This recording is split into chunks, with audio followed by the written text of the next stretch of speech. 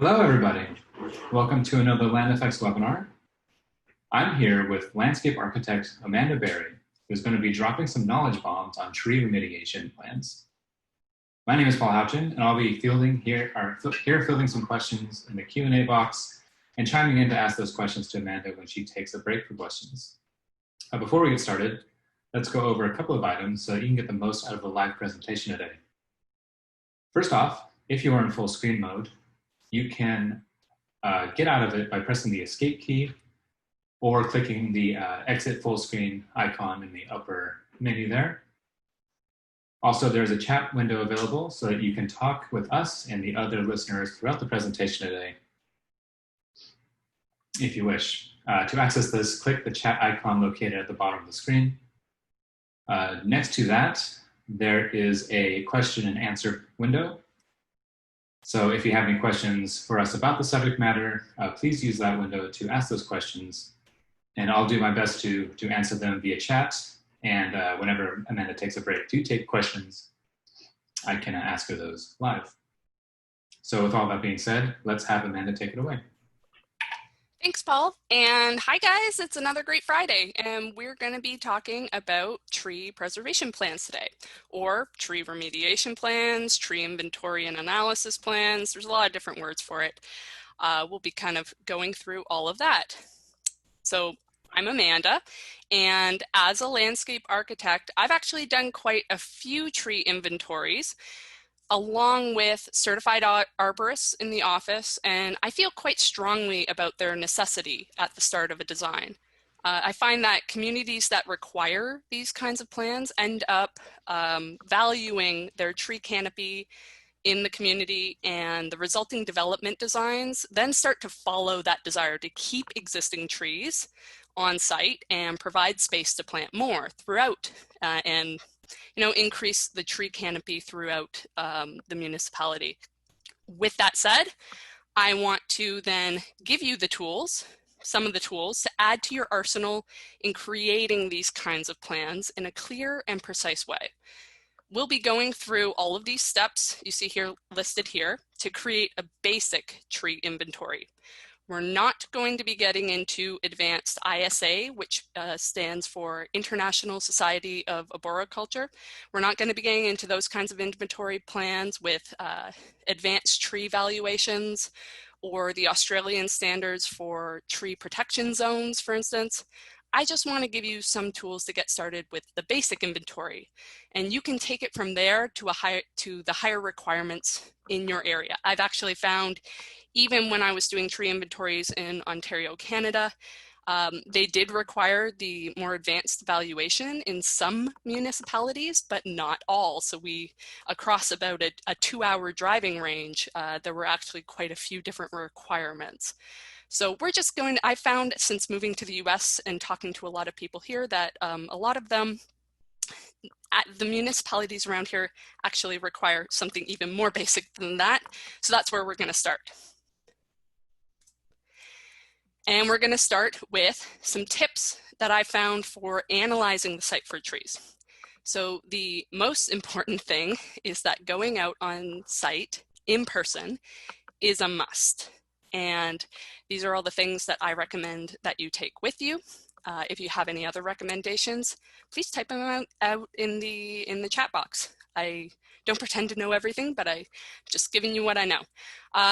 There might be some extreme situations and circumstances where it's not possible to go out on site, although I hope that if you are doing site plans outside the country, that you did kind of work it into the budget to at least visit the site once. But where it's not possible, those should be very rare, so you should be going out.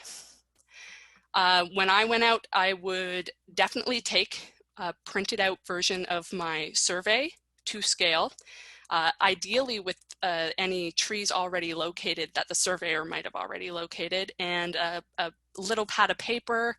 And I actually took a dictation recorder. I did that because it recording my voice in about each tree. It cut down on time on the site and resulted in less paper flipping and was easier to kind of go back on once I got back to the office. So that was really good. And of course, you'll need metal tree tags that you're going to nail to the trees, not wire around any branches or the trunk, because that can, of course, eventually kill the tree. The tree will kind of engulf. I've seen it start to engulf the metal tags. So again, if anybody has any other recommendation on that, I do know that they're the standard, but if you have any tips on making that even healthier for the tree, I'm all ears. And then I'm saying here that it is easier during the summer. For myself, I was actually pretty well versed in identifying trees in the winter based on their buds and their form and their branching structure, all of that, and their bark. However, I find in the summer it's actually easier to identify health issues in any trees than it is in the winter. Especially like crown dieback, that sort of thing, that specifically involves leaves. Again, and then tag the trees. Those are going to totally correspond to your plan, so that's important. And take photos, so many photos. You want to take close-ups of the trees, maybe of the leaves if you're not quite sure. Definitely a lot of far back photos like this all around the site from every angle.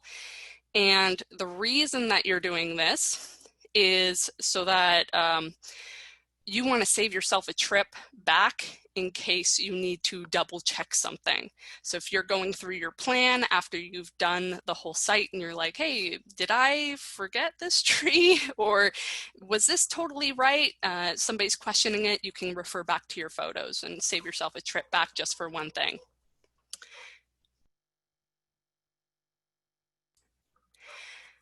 So the next kind of point I want to go across is what you're going to record while you're out on site. So at a minimum, I have basically listed out these items. To tag, you're going to obviously tag the number, you're going to record the species, the caliper at breast height, and just so you know, you definitely want to check your municipal requirements on these for the location that you're doing the inventory, because again, when I went to site in different cities, they actually had different requirements in their bylaws of where to measure the caliper of the tree, even though it's actually very clear in ISA and it specifies where that should be. They sometimes had varying heights, so you want to check that. For health issues, if the tree's in really good condition, like this one, unless you see something glaring on the trunk, that you just put good. That condition is good. But you need to note any dieback, like this one's almost pretty much dead. It might not be worth saving at all for your design, kind of noting health issues like that. A little bit of crown dieback. This one's pretty aggressive and you can really see it. Sometimes it's just a little bit subtle and it's just on a tip or some branches and locations. You definitely want to make note of all of that. If they need pruning, if there's a dangerously positioned limb, if there's cracks or disease. Again, some cities require more info, but even if your city doesn't actually require this, document it anyways. The information can only help later in your design decisions when it comes to if it's better to protect that tree and incorporate it into the design, or if it really is overall better to remove it and replace it with a tree that's going to have a better chance. And I do recommend in here to also consider bringing on an actual ISA certified arborist for a lot of this work too. To work with you, I mean, you can work with them to create the final plan, but they bring a lot of experience to the table. And again, more accuracy and a keener eye for tree health problems can only help your end design and the final site that ends up being built. And then finally, you want to compare your findings that you find on site to aerials at some point using historic aerials. I've used Google Earth Pro over here. You can see it has this history slider that you can kind of go back. And I do this just to make sure that I kind of capture everything, and also you want to know, we all want our clients to be very honest with us. However, you want to find out before the city comes back and tells you about it, that if they've removed any trees beforehand, and just kind of alert them, hey, it looks like you might have removed something recently on the inside, and people are going to find out, so let's get ahead of this. So that would be good to just bring up any discrepancies on your plan. And it's, in the end of the day, it's your reputation on the line if you're making this plan. On that note, if you're out on site, do record fresh stumps. That's important. Okay, so when we're making a plan, we need to think about the workflow of how we're going to do this. And we're going to be working with a few of land effects' tools in order to create this plan and have it so that it's easy to kind of create, label, and schedule, and all of that. Now, with this workflow, you will need a separate preference set than you normally use in your office. And why do we need that? Because the planting tools that you're going to be using in a different way than when you're normally doing a planting plan with regular trees. For instance, you're going to need a different, you're going to have different annotation needs. So you're going to need a plant label like this that doesn't necessarily have the size underneath, doesn't have a quantity. You don't need any of that information. Really, you just need what we're going to be using for the code. For the tag number, maybe you just put in something to connect to one of the fields that you're using in here, but it's going to be very different from a planting plan. In this case, I also kind of changed up the arrow style. You're also going to need different schedule defaults than you're going to need for your proposed plans. And you're also probably going to, with those schedule defaults, I kind of noted in here that you might not use symbols in this schedule. I wouldn't personally, I just go for the code. And then I did want to note here, just kind of at the end, that if you are kind of going through this and you're like, well, my municipality, or I'm just doing a really basic residential plan, and I don't need labels other than existing tree, or I don't need a schedule showing all of these, the health and the calipers and all of that information, then I'm going to kind of stop you right here and say you probably don't need all this if you're not going into that level, and you can just use generic plants and some text with an M text label. If you don't need something more, then you don't need to do all of this, but I do recommend this if your city does need a detailed plan. I want to throw that in there.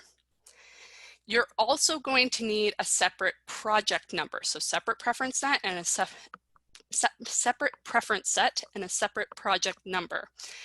And you're going to be using a different project number for the number one main reason of you're using a different preference set.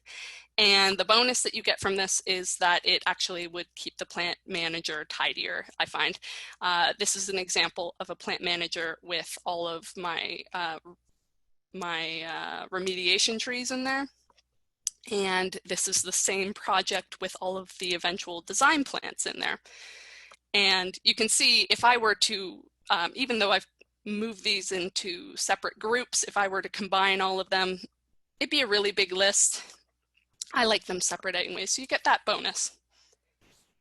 With that, let's have a look in CAD and start actually diving into this workflow with that kind of preface to all of it.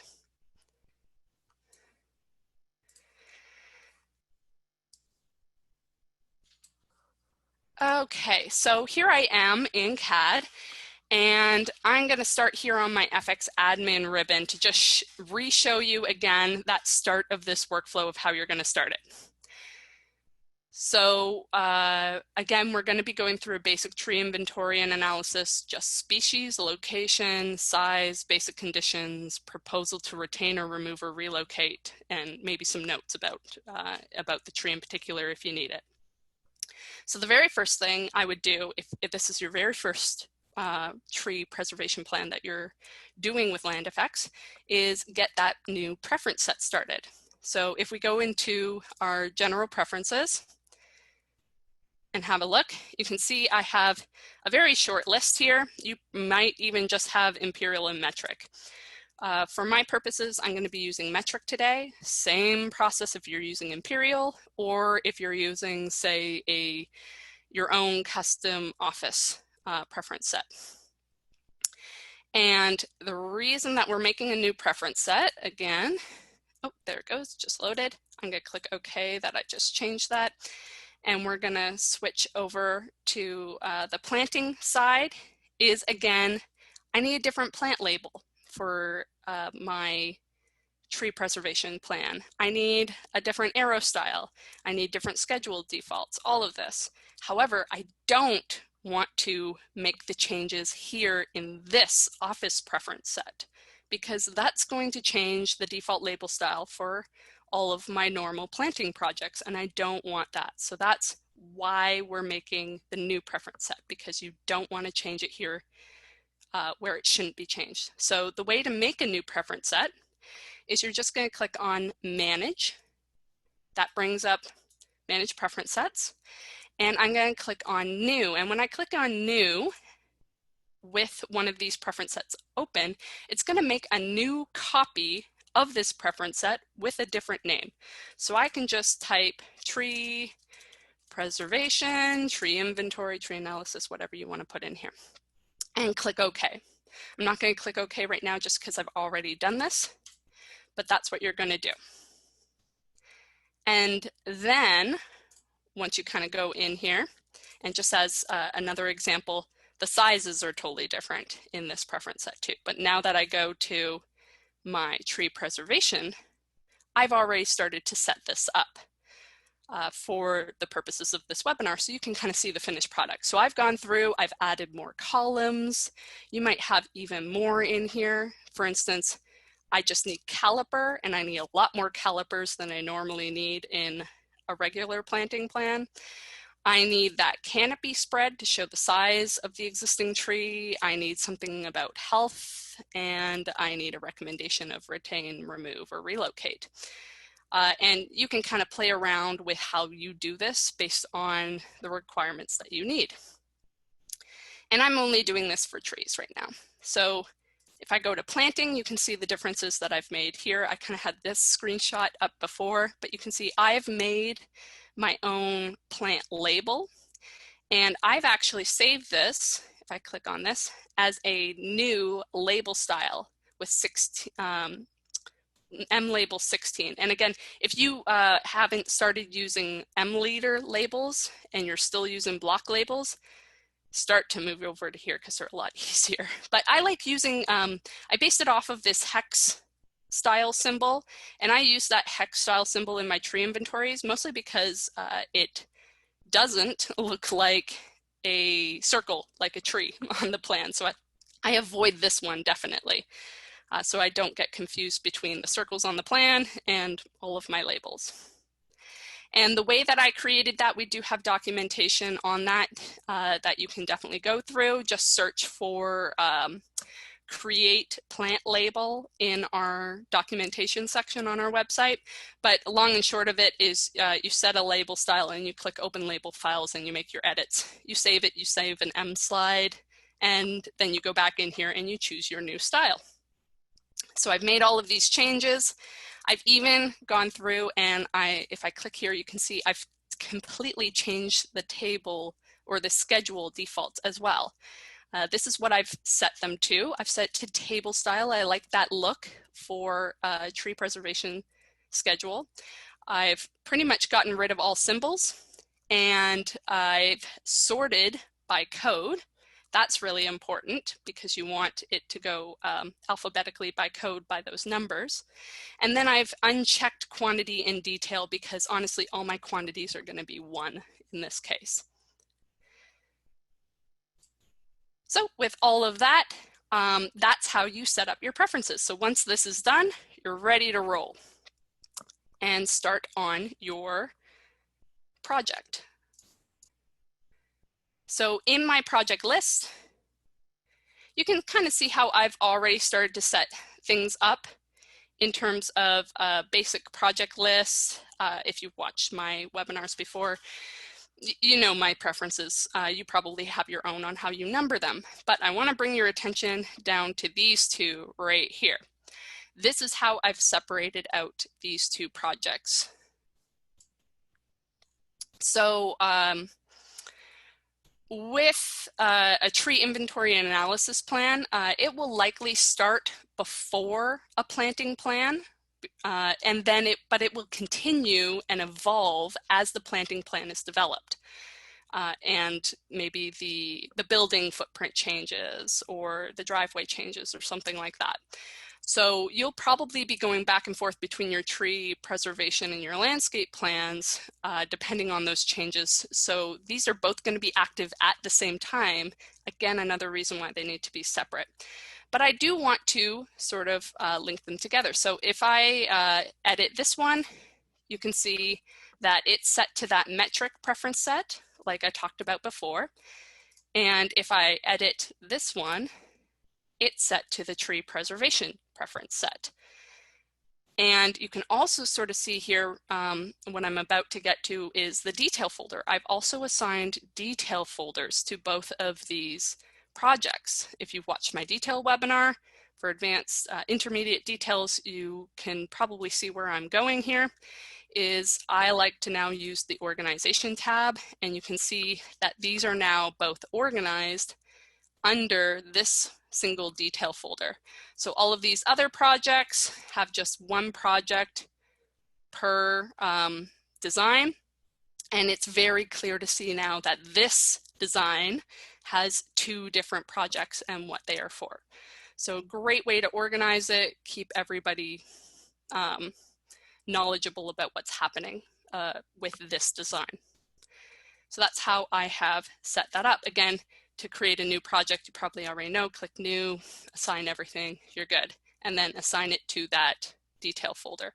Watch that webinar or look at our documentation if you want to learn a bit more about organizing this whole structure here. Okay, so with all of that, we are making good time. So I am going to start actually adding trees to our new project. So I'm going to exit out of here, and we're going to move over to this plan that I've already started. So this is kind of a little bit typical of what you might get from a surveyor. So I've kind of combined, I have my site plan going on, and you might have more line work for the existing conditions of the survey, but I've kind of just pulled out the existing trees from the survey that I have here. And you can see, oh, they were really nice, and they made this one bigger because it's a bigger tree on the site. But if you pay close attention, pretty much all the other trees are exactly the same size. And I highly doubt that that is what it's like on site. So I've gotten a lot of surveys like this where they're just interested in locating the trunk of the tree, and they kind of put a symbol in here and they might make something bigger. If you're lucky, they differentiate between deciduous and coniferous, have 2 different symbols. That's usually it. You're really lucky if you have a surveyor who is actually giving you the spread of the tree. Hold on to that, go on to that one. Use them again. But this is what you kind of get. So I've already started filling in some things eventually to get kind of to the end of this project to show you the workflow within our allotted time today. But let me show you how I started to put things in here.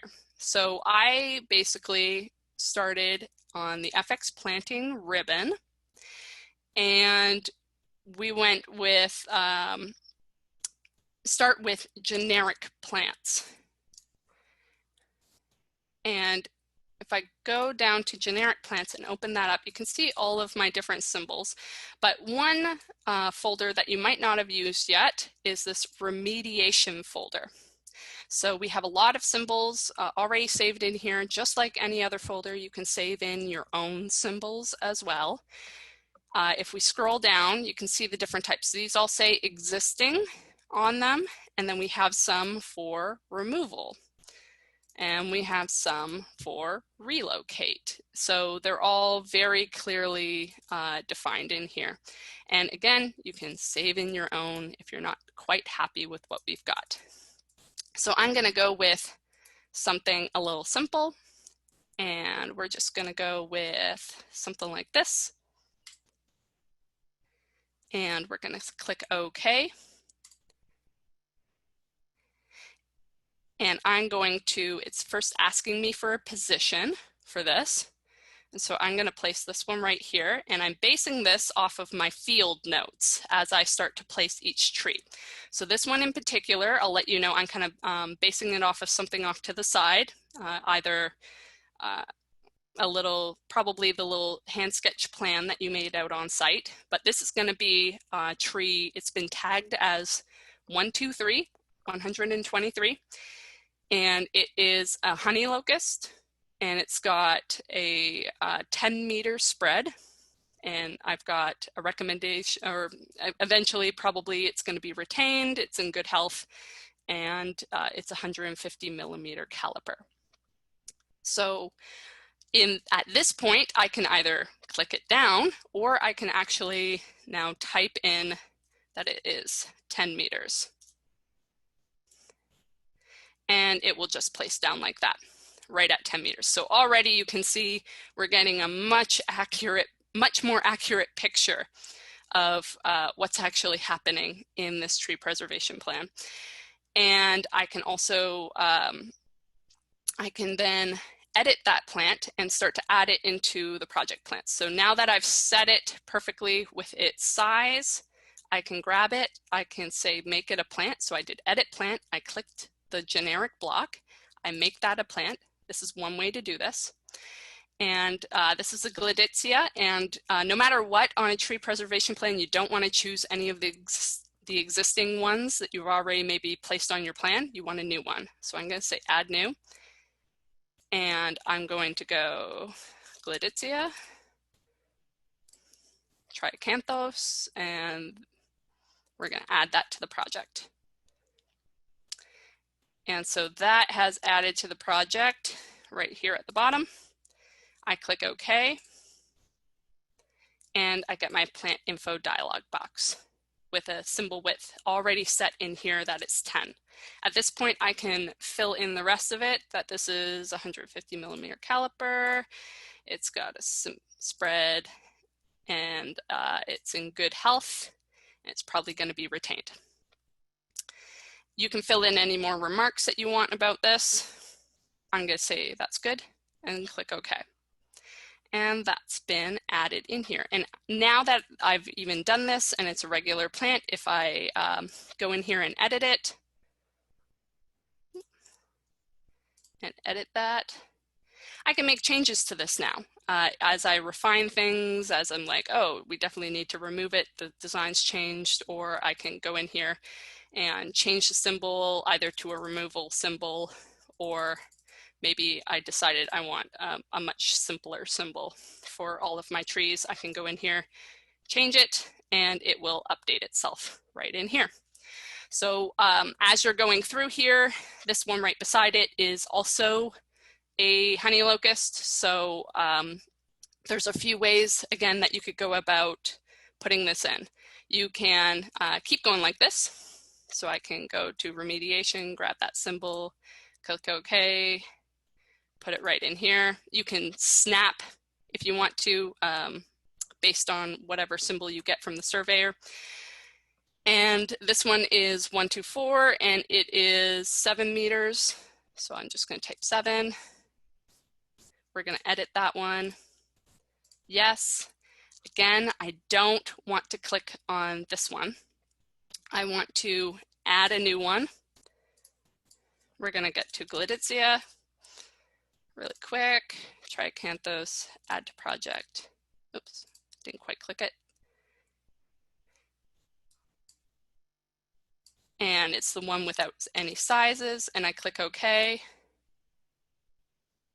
And we go in here, and this one was 100. It's 7 meters. Its health is also good. And it's probably going to be retained. And at this point, I just realized one thing that I forgot to do is I forgot to change that plant code on the first one. So this one is 124. So I can change that plant code. Great. And I can grab this one and I can edit that one. And this one was 123. Oops, that was the wrong one. Edit that one. There we go. This one was 123. There we go. So both of these are updated. And now I just have another layer of organizing in my plant manager where, again, it will also organize this way in my schedule. So I kind of like this. You might not want this and you want all the numbers to just line up perfectly. That's fine. But I can grab these. I hit Shift. I grab both of them. And they're both under the retain section. So if I go back to trees, now they're both here in the retain section. So as we go through, we can just keep going through all of these plants. For the sake of time, we're going to skip ahead. And I am going to go with my place symbols already here.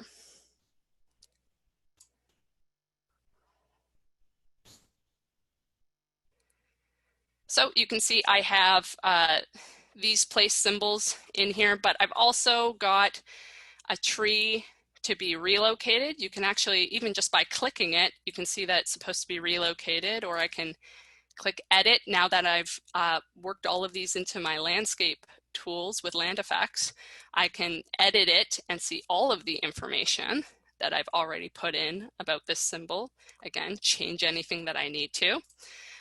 You can also very clearly see the trees that are going to be removed. So I use those big X symbols with a different color. I was thinking maybe this could even plot red to make it super clear that this one's going to be removed versus these ones. But the really cool thing about all of these, sorry about wandering around too much on panning. The really cool thing about all of these different symbols, the retain, the relocate, and the remove, is that the line work in these symbols are all on different layers themselves. So I can change the layer color in here. I can freeze them in an XREF. I can make the layers colors different in the XREF from relocate to retain. Lots of different options. So that's another great reason to be using these tools. So now that I have kind of placed all of these trees, let me just make sure I covered everything in terms of placing. Oh, the other thing I wanted to say when you're doing new species, another way that you can do it is you can always copy with a new code. So if you grab here and grab one of these honey locusts and go copy and do new code, you can just do that, go into the new plant, change all of the data points about it, and then place it from the plant manager. You can do either way. So very versatile on how you want to work. And that looks like everything I wanted on here. Okay, so let's move on to labeling. And I'm just going to make sure I get through this workflow, and then I see some questions kind of popping in. I will answer questions at the end of the workflow. I know Paul's kind of busily answering some of those as well. And just remember that you can open up that Q&A box at the bottom. We're getting to that point where we can kind of go over some of the questions that have been asked so far. So labeling. Now that I have smart trees, I can make smart labels that correspond with those metal tags that I have on site. So I can go up to my FX planting ribbon, grab the label. I'm just going to do a single because every single tree on a remediation plan needs a label. We can't group label on these. So I'm going to grab that one, and you can see it's got my arrow style for this preference set, which is no arrow. And I can go ahead and start placing it. Now I could just place it all willy-nilly in here, but I like lining things up, especially in tree preservation plans, because you can have this is a very light tree preservation plan that's mostly I've put together for an example for you guys to see. Most of the tree preservation plans I've done have over 50 trees easily on a small site. So you're going to have a lot of labels crowding up a lot of space. So I like to stagger them. Another great reason for using the hex symbol. And I'll show you how I do that is I go down here and I turn on my drawing grid like that, and I've preset it up, and I turn on my snaps. So if I drop this down, I click down here and I go to snap settings, you can see what I've done. I've set the grid right now to 3 by 3, which worked really well with the plot scale that I've set with land effects right now.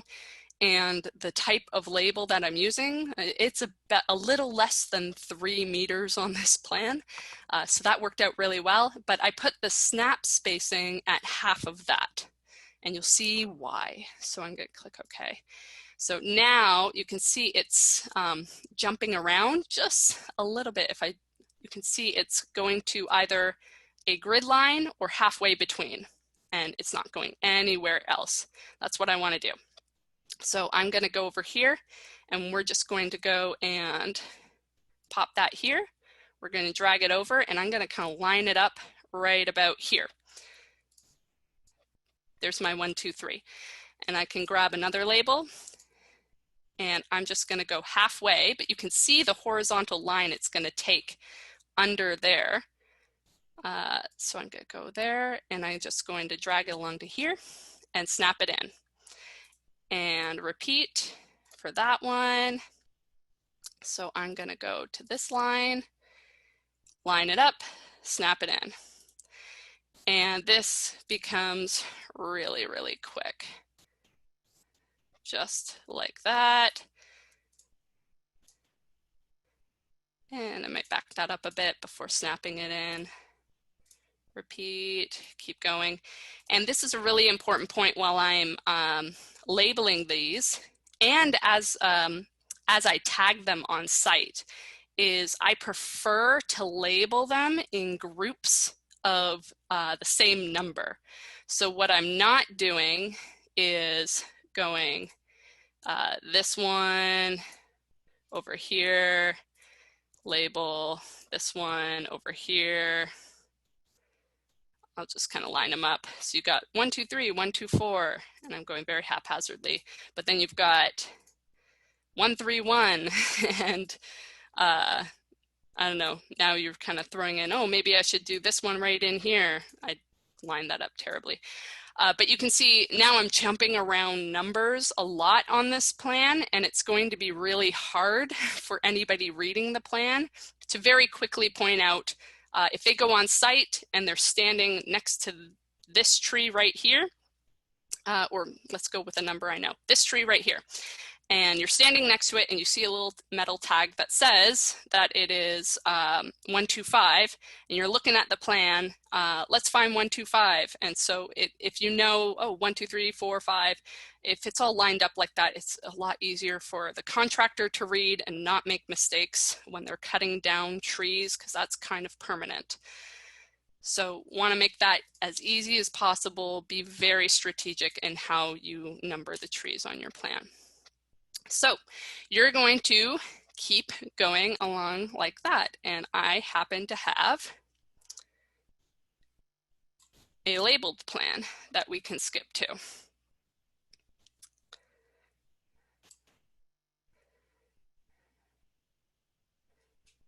Just like that.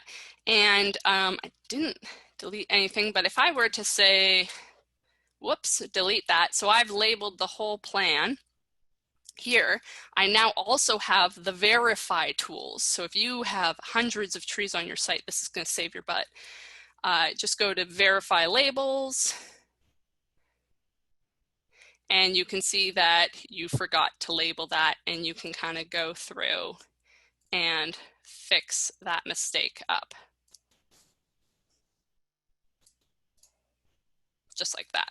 And verify labels, and it's all labeled correctly.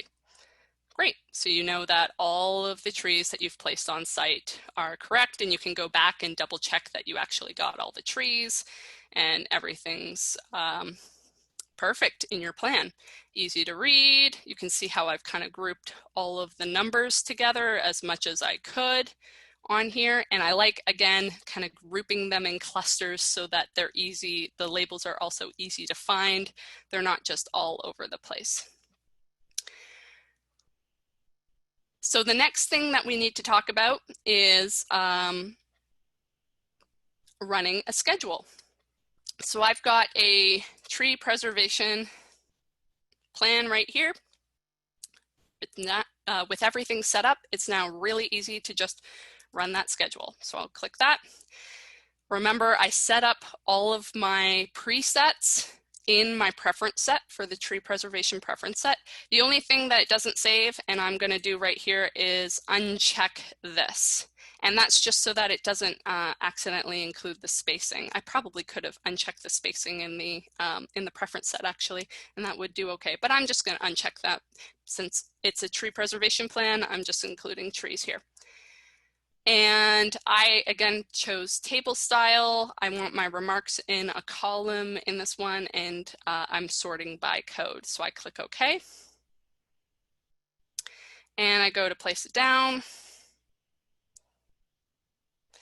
And it's run through everything and giving me a perfect schedule with all of my recommendations. It's kind of, I know it's, in this case, it's a little redundant to have it in a remove and then say remove, but a lot of cities need that recommendation column, so you're probably going to want to put it in here. This is just another, I actually liked it once I kind of put it together as a double check, because I actually, as I was putting this plan together, realized that I had recommended something to be removed, but it was in the retain section and it still had a retain symbol. And so I was able to easily kind of double check and fix up my mistakes before it gets to somebody who's going to redline your plan. And you can see the kinds of remarks that I've put in here. Again, your city might not require them, but they're a great kind of justification to put in here. The last thing I wanted to pull up before we get into questions was on the relocated trees. So if you remember, I have a relocated tree right here. And what we kind of talked about this before the webinar actually, was on how to best show this to be relocated. And in my opinion, I don't show where the relocation is going to go on the tree preservation plan, because ultimately a tree preservation plan is like a demolition plan. So it would be given to a contractor who is also looking at a demolition plan. And at that point, if I'm moving this tree over to here, I don't want them to relocate the tree at that point over to here. Because after the demolition plan, I probably still have grading to go on and a lot more prep work for the planting bed that it needs to go into. All of that information is on the planting plan. So I always tag it to be relocated and probably to remain, but I don't actually relocate it until the planting plan. So let's open up that planting plan. That is over here.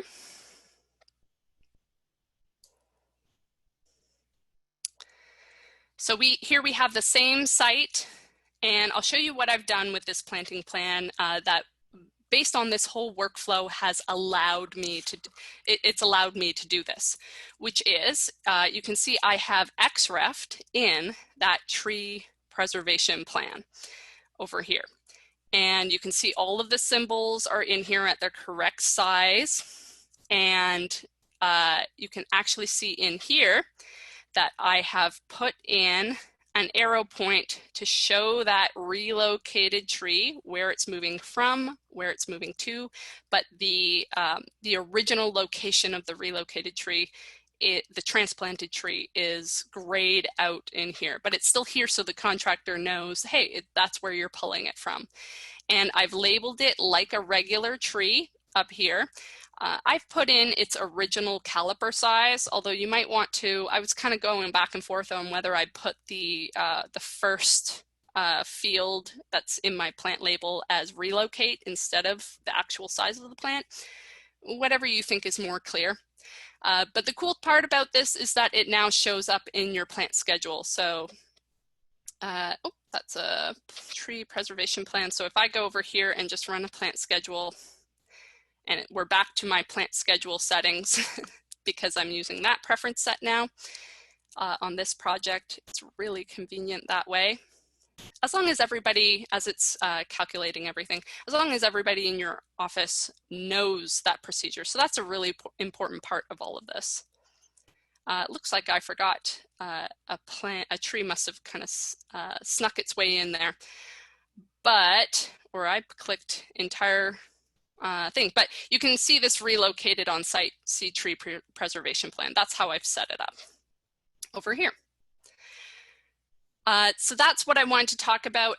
The other cool thing in here in this plan is that I have frozen all of my trees to be removed so that they no longer show up in here. And again, you can really easily use our Superlay freeze in order to do that. That tool is a lot more reliable than the regular freeze AutoCAD tool. You can use that on all of your trees. And what I've actually done, you can see here, is I have changed the layer color through the XREF settings. So my XREF override settings, I should probably just pull up my layer settings. And you can see in here, we go down to that, I can actually, all I did was go to my home. I'm in FXCAD. You can access this tool also from, if you don't have FXCAD, but it's X layer. And I just clicked on the outline and that pulled up what layer it was in the XREF. And I just changed the color and that does an XREF override in this plan. So it shows up gray here, but it remains as this color in my tree preservation plan. And the last thing I wanted to do, actually, I forgot to show, was also freezing the original survey. Since these aren't very accurate anymore anyways, I don't need them. So I'm gonna go over, grab that Superlay freeze and freeze that. Oh, I am in paper space. Let's go to model space. I will freeze that, and that freezed all the survey inaccurate sized symbols. So this one's ready to go and out the door. Okay, now that's everything that I wanted to go over. We have a lot of time for questions, and I easily have some more things I can talk about to fill up any time, but let's see if there's any great questions to go over first.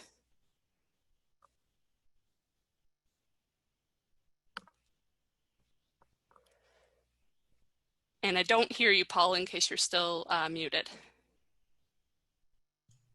That is exactly what happened. Okay. I have two mute buttons here, so one I did not press. Okay, so we had a few pretty good questions here that we can go over. The first is concerning geographic and map data. Jeffrey wanted to know if you had any suggestions for LandFX users who want to work with, GIS or ESRI data. For GIS data, ESRI, you do need to get them to export it into a format that you can import. However, one of those formats, if you get GIS data of just the locations of all of the trees, we do have a tool over here in FX Admin under General Tools. Oh no, sorry, it's not under General Tools, it's right here. Import CSV. You can, if you get a CSV with just the locations of all the trees, then you can easily import that and assign a block. You can look up the documentation page on how to use this tool. A really easy way to get there, by the way, if you haven't worked this out yet, you hover over it and then hit F1 on any of our tools and it will bring up our documentation page, and hey, we have a video. This one is for showing mostly for irrigation, but the same applies to planting symbols as well. And that's a great way to it'll easily bring in all of the blocks, and then you can continue using this procedure to size the blocks up to the right size.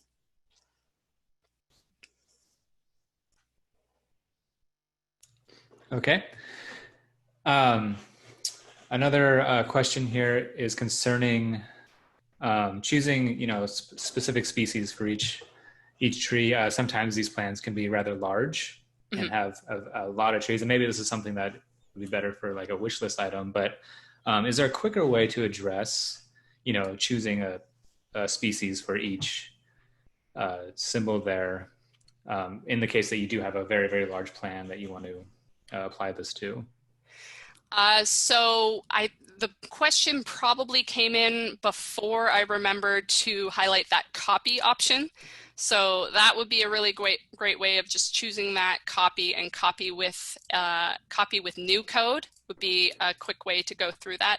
Another trick that just kind of popped to mind with that question is sometimes you get so I separated out all of these guys. Let's go 1, 2, 3, 4. I separated out all of them as separate trees because I don't really have a lot of trees on here. It's not too hard. But if you have a lot of trees, you might have a large run of the same species, pretty much the same size because they were all planted at the same time. I have indicated sometimes, especially when it's the whole cluster might be hard to tag individually, that I have tagged one of the trees as say 131, and then I have called all of these 131, and I mostly only do that in the case of they're all being removed or they're all being retained or they're all in the same, they're all in the same boat. I'll kind of label them all as 131. That might be a quick option. However, or I might tag one if the rest are really hard to get to tag. Just tag this one 131, but call it 131 A, B, C, D, just so the contractor can see. However, pretty much I would say every single plant that you tag on the site needs its own species like this. It needs to be separated because you have to be able to have that individual call out with that number, so that if the contractor goes out or anybody goes out on site and sees the number 128, they know it's only that tree. So I use that trick sparingly. I hope that answered. Yeah, and I think that kind of leads into the follow-up question to that, which was when you run the verify labels, it'll alert you if something is not labeled, but if you happen to label, a few different trees with the same label, it's not going to point that out, and maybe that is something that we could look into. Yeah, if you copy one around and you're like, oh, they're all Gladitzia, it's copy, copy, copy, copy. Then they're all going to label as 1, 2, 3. What you can actually, in that case, you have to fix it. I don't think there's a way around that. We can kind of talk about it and bounce ideas around, but I really do think that right now if they need different codes, just like this, it would need to be a whole different setup. But I have found, just as you're going through this, if you find that you accidentally did that, one easy way to fix that is to go into your planting, edit the plant, because I actually did it. I copied, and it kind of caught a few things. But you go to uncheck apply to all is important, and you change the plant, And at this point, if you have the plant as a separate one in here, you can add it, or you can add new at this point and get it into the list and then click OK. Change it, and then again, make sure apply to all is unchecked before you click OK to change it, and that will actually change the data in the plant. So it will label correctly. And I found that out as I was going through, double checking that all of my settings were correct and matching what I wanted them to do. So that's one good thing about them all having different data. It was really easy to double check that I had done my plan correctly. Okay, very good. Nada asked, does the X for remove in the middle of the symbol have to match the canopy size? No, I don't think so. You can, I've done it actually in a few different ways on a few different plans. And so the X can be a little bit smaller if you want to. Again, you can make your adjustments and resave this symbol in using Save Plant Block into your remediation plants list as something that you can choose again. Other ways that I've done it is I've done it all circles. And on a very complicated plan that we need to be very clear on, we actually colored all the circles with a hatch inside. So trees to remain were green, trees to remove were red, and trees to relocate were something like yellow. And it made it even more clear. So you can use that instead of the X. The other thing, I was just thinking about something. I'll bring it up later if I remember it again. Oh, actually, I got it. One thing that was also kind of leading into that multiple trees thing is sometimes you'll place actual boundaries. So you can, I didn't experiment with it in this workflow in particular, but if you have a large site that you're looking to generalize, you might want to consider applying shrub areas to that to kind of identify a large site and maybe use a bit more of the name of the tree and the remarks in the data to be more specific about what's in that large site. And you would probably so create that with a shrub area and kind of a bubble area. So that's one other trick with tree preservations. But again, using it very sparingly, because the more accurate you can be with one of these, the less mistakes are going to be made.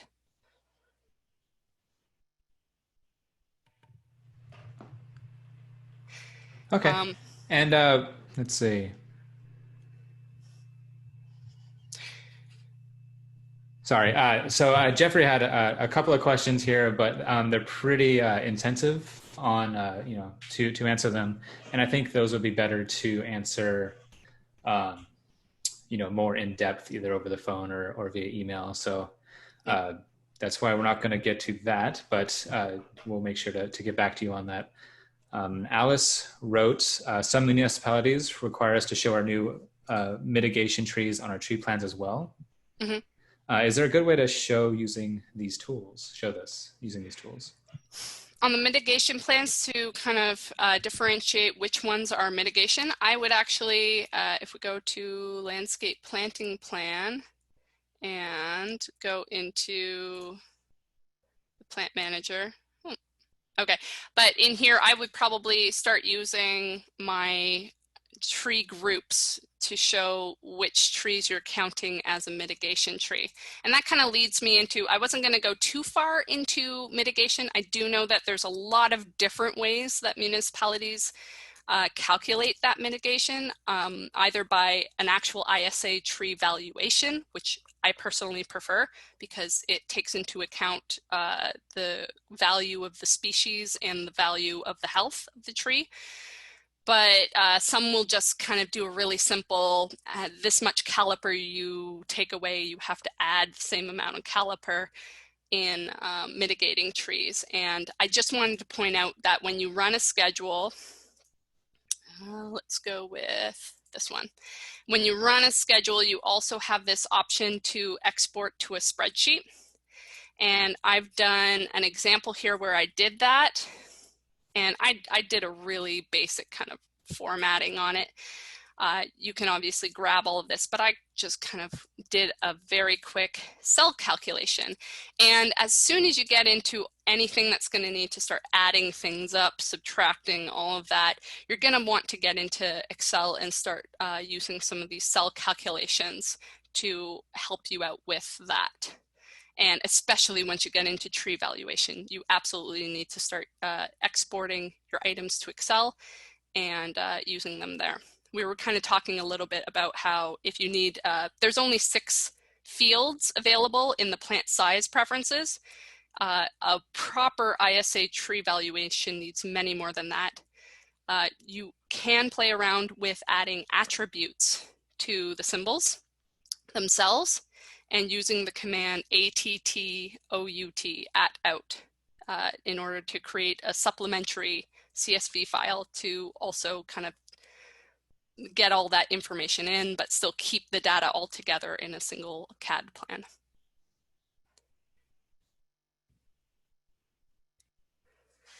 So I think we've hit our time mark.